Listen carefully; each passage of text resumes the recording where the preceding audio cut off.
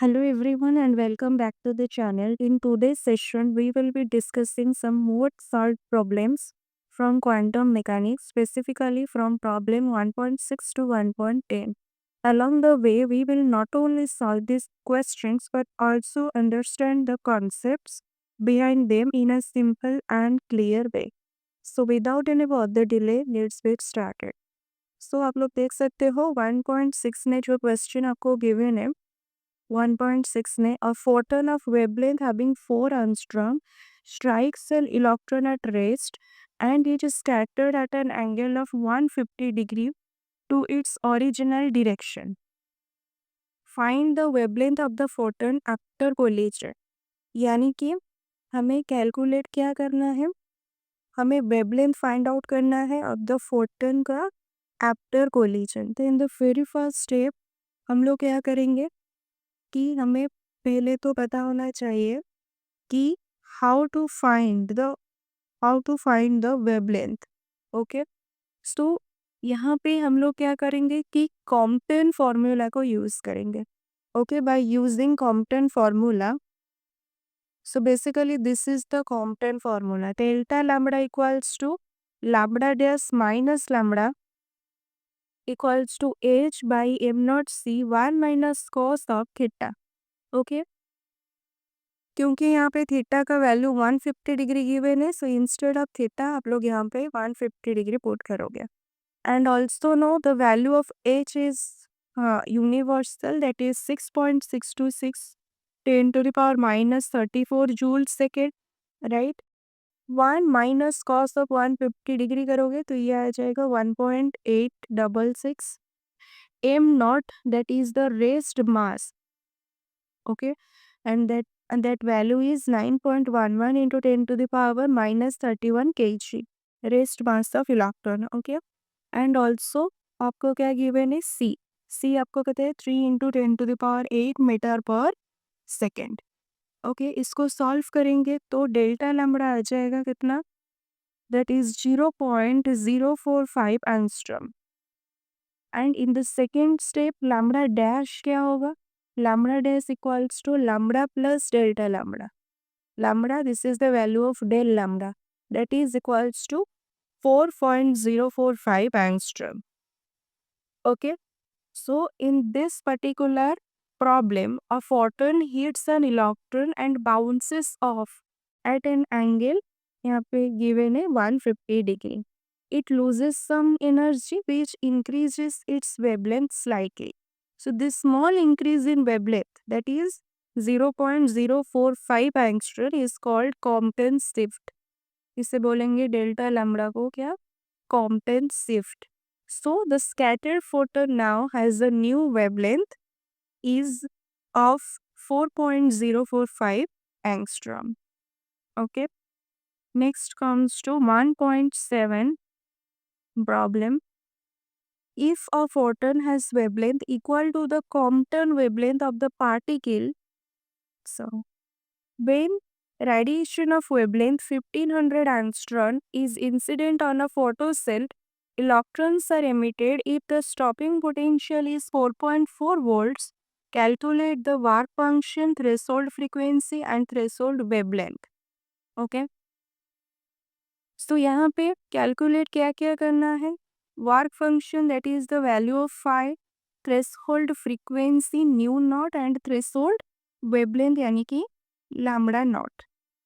So first of all, what is work function? That is the minimum energy required to remove an electron from the metal surface. And also we know the stopping potential. Stopping potential is the potential needed to stop the ejected electron, right? And also threshold frequency. Threshold frequency is the minimum frequency of light that can eject electron. So in the very first step, first we need to find the energy of the incoming photon. Energy of the incoming or incident photon, energy का formula hc by lambda. Putting the values of h, c and lambda over here. Lambda given है 1500 angstrom यानी कि 1500 into 10 to the power minus 10 meter multiplied by this factor, जो energy आएगा 8.28 electron volt. Next हम लोग calculate करेंगे by using photo electric equation. Photo electric equation क्या है? That is photon energy. Photon energy equals to work function plus kinetic energy of the electron. This is the photo electric equation. Photon energy यानी कि this energy E equals to work function plus kinetic energy. This is the photoelectric equation. Okay, but kinetic energy equals to stopping potential. Instead of kinetic energy, you can also write stopping potential V naught. Okay, and stopping potential given to you, that is 4.4 volts. So what is the value of phi? Phi आ जाएगा आपका क्या? Energy minus kinetic energy, यानी कि energy minus stopping potential करोगे तो 3.88 electron volt. Okay, now threshold frequency. Threshold frequency का formula क्या होता है? Nu not.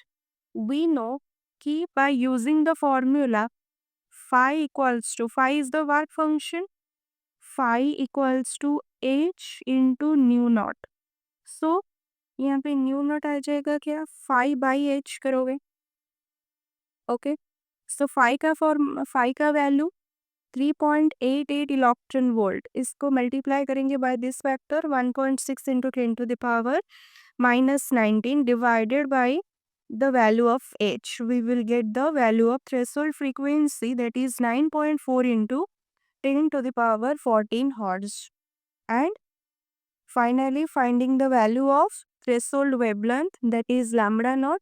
This is the reciprocal of nu naught. C by nu naught करोगे तो सी का वैल्यू न्यू नॉट का वैल्यू पुट करोगे, सो थ्रेशोल्ड वेवलेंथ का वैल्यू क्या आ जाएगा? 3191 एंगस्ट्रॉम। 3191 एंगस्ट्रॉम आएगा। ओके, हम लोग नेक्स्ट क्वेश्चन पे मूव करेंगे। Before that, in this particular problem जो भी आपको गिवन था, जैसे कि लाइट ऑफ वेवलेंथ आपको गिवन था 1500 angstrom, hits a photo cell and emits electron, जिसका एनर्जी कितना था? 8 पॉइंट, हमने कैलकुलेट किया 8.28 electron volt. Since the electron is stopped at the potential, उसका जो स्टॉपिंग पोटेंशियल है वो कितना है? 4.4 electron, sorry 4.4 volt. Okay, this is basically the remaining energy is used to remove the electron from the metal. So that energy is the work function. जैसे कि यहाँ पे हमने कैलकुलेट किया, इसको एनर्जी से हम लोग माइनस कर दिए किसको? स्टॉपिंग पोटेंशियल को, तो हमको मिल गया कि remaining energy, that is the basically work function here. ठीक है, सो नेक्स्ट वी कैलकुलेटेड ये दोनों, जैसे कि आपको minimum frequency and this is the maximum wavelength. Okay, right. In the next problem, if a photon has wavelength equal to the Compton wavelength of the particle, so that the photon's energy is equal to the raised energy of the particle. Okay, इसके साथ बराबर होगा, rest energy के साथ बराबर होगा। ठीक है, तो हम लोग पहले क्या कैलकुलेट करेंगे? देखो, इसको हम लोग स्टेप बाय स्टेप जैसे प्रीवियसली सबको करते थे, इसको भी हम लोग क्या करेंगे? स्टेप बाय स्टेप करेंगे। ओके, तो पहले हम क्या करेंगे कि हमें क्या क्या गिवन है, आप लोग यहाँ पे देख सकते हो कि if a photon has wavelength, photon का वेवलेंथ किसके साथ बराबर है? फोटोन का वेवलेंथ बराबर है आपका Compton wavelength of the particle के साथ, राइट। एंड हमें क्या दिखाना है कि फोटॉन्स एनर्जी इक्वल होगा किसके साथ? Rest energy of the particle. ठीक है, rest energy of the particle के साथ बराबर होगा। ओके, तो आपको पता होगा कि गिवन क्वेश्चन में हमें क्या गिवन है कि जो फोटॉन कॉम्पटन वेवलेंथ है that is equals to photon wavelength.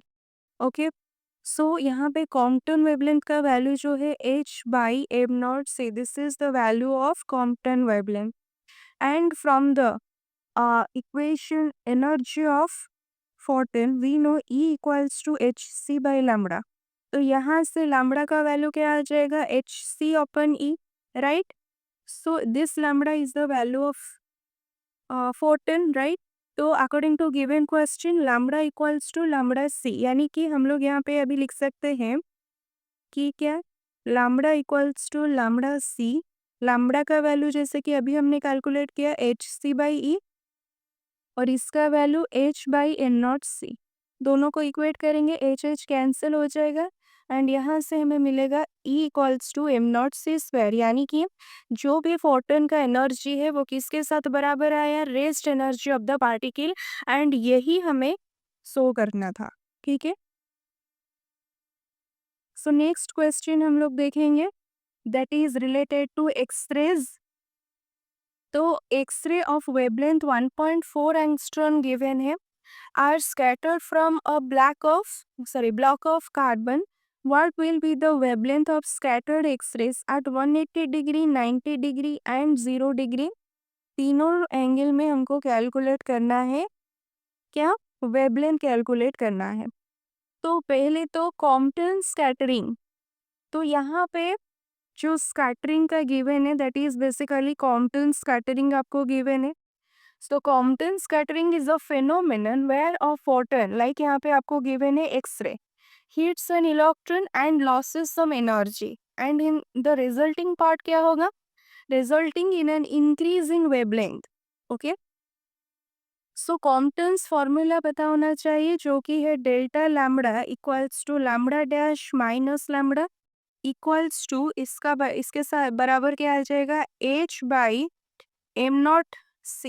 1 minus cos of phi, okay, cos of phi, this is the whole formula, this is the Compton's formula। यहाँ पे याद रखो lambda is the initial wavelength of photon, lambda dash हो गया scattered wavelength, phi is the scattering angle, h is the Planck's constant, m0 आपका हो गया rest mass of electron, and c is the speed of light, and h/m0c इसका एक constant value होता है जो कि 0.024, okay. This is the Compton wavelength of electron, ठीक है, ये हो गया। तो नेक्स्ट, तो इन दिस पर्टिकुलर प्रॉब्लम आपको क्या क्या गिवन है, इनिशियल वेवलेंथ आपको गिवन है, यानी कि लैम्बडा का वैल्यू आपको गिवन है, एंड कॉम्पटन शिफ्ट भी आपको नहीं, Compton shift you have to calculated delta lambda आपका हो गया क्या, कॉम्पटन शिफ्ट। सो लैम्बडा आपको गिवन है 1.4 एंगस्ट्रॉम, एंड फर्स्ट केस में जो फाई का एंगल है दैट इज 180 डिग्री। तो फॉर्मूला पुट करेंगे, formula according to the formula क्या है, बोल रहा है कि जो this is the value of h/m0c, जैसे कि मैंने अभी आपको बताया 0.024 एंगस्ट्रॉम, एंड फॉर्मूला यहाँ पे आपको गिवन है लैम्बडा डैश, यहाँ पे लैम्बडा डैश आएगा, lambda dash equals to lambda plus h/m0c 1 minus cos phi. तो फास्ट में कॉस ऑफ 180 डिग्री पुट करोगे तो 1 + 1 कॉस ऑफ 180 डिग्री -1 आएगा, 1 minus of -1 it will be plus, तो इस ब्रैकेटेड पार्ट का वैल्यू 2 आ जाएगा। तो 180 डिग्री के लिए जो लैम्बडा डैश का वैल्यू आएगा that is 1.45 angstrom. Similarly next आपका है 90 डिग्री, 90 डिग्री के लिए यहाँ पे कॉस्ट ऑफ 90 आप लोग पुट करोगे तो लैम्बडा डैश का वैल्यू आ जाएगा 1.42 angstrom, and the last step में आप लोग 0 डिग्री के अकॉर्डिंग कैलकुलेट करोगे जो कि आएगा 1.4 एंगस्ट्रॉम, ठीक है। बट आपको याद रखना है फॉर्मूला, यहाँ पे जो इम्पोर्टेंट पार्ट है that is the formula. Formula क्या है कि lambda dash equals to lambda plus में आ जाएगा h/m0c, एंड इस m0c का एक कांस्टेंट वैल्यू होता है 0.024, क्योंकि h का वैल्यू आपको पता है कांस्टेंट, m0 का भी वैल्यू कांस्टेंट एंड c का वैल्यू भी कांस्टेंट, तो इसका जो वैल्यू होगा 0.024 angstrom, and in the bracket आपका आ जाएगा 1 minus cos of phi, phi is the scattering angle, okay. So हम लोग अभी लास्ट क्वेश्चन को डिस्कस करेंगे अब दिस सेशन। देखो, डिटरमाइन द मैक्सिमम वेवलेंथ हमें कैलकुलेट करने को बोल रहा है, that hydrogen in its ground state can absorb, what would be the next smallest wavelength that would work. Okay, तो पहले तो बेसिकली यहाँ पे जो this question is basically about the concept of your hydrogen atom energy levels. Okay, तो आपको पता है in hydrogen atom the energy of an electron in the nth orbit, जैसे कि हमने प्रीवियस पार्ट में डिस्कस किए थे कि जो ई एन होता है दैट इज -13.6, ऑप्शन में आ जाएगा एन स्क्वायर, एंड यहाँ पे इलेक्ट्रॉन वोल्ट होगा इसका यूनिट. ओके, सो यहाँ पे जो ई एन है this is the energy of nth level, and N हमेशा याद रखना पॉजिटिव इंटीजर होगा. ठीक है, and the lower the energy the more tightly bound the electron is. ठीक है, एंड ग्राउंड स्टेट के लिए एन का वैल्यू 1 से स्टार्ट होगा जिसका एनर्जी कितना होगा -13.6 इलेक्ट्रॉन वोल्ट. जैसे जैसे एन बढ़ता जाएगा एनर्जी क्या हो जाएगा becomes less negative, that means closer to zero, and the electron is less tightly bound. ठीक है, तो यहाँ पे जो कॉन्सेप्ट है दैट इज फोटोन क्या कर रहा है कि एब्जॉर्ब कर रहा है in hydrogen, photon absorption in hydrogen. तो basically a hydrogen atom in its ground state can absorb energy, okay, and jump to a higher energy level. okay, जब वो क्या होगा ग्राउंड स्टेट में होगा वो एनर्जी एब्जॉर्ब करेगा एंड हायर लेवल को जा पाएगा. ठीक है, so the energy absorb by the atom का फॉर्मूला क्या होगा कि डेल्टा ई इक्वल्स टू आप लोग E N minus E one करोगे, यानी कि ई एन फर्स्ट स्टेट से वो किस स्टेट में जा रहा है आफ्टर एब्जॉर्बिंग द एनर्जी. ठीक है, and the wavelength of light that provides this energy, इसका लैम्बडा का फॉर्मूला क्या हो जाएगा एच सी अपन यहाँ पे डेल्टा ई आ जाएगा.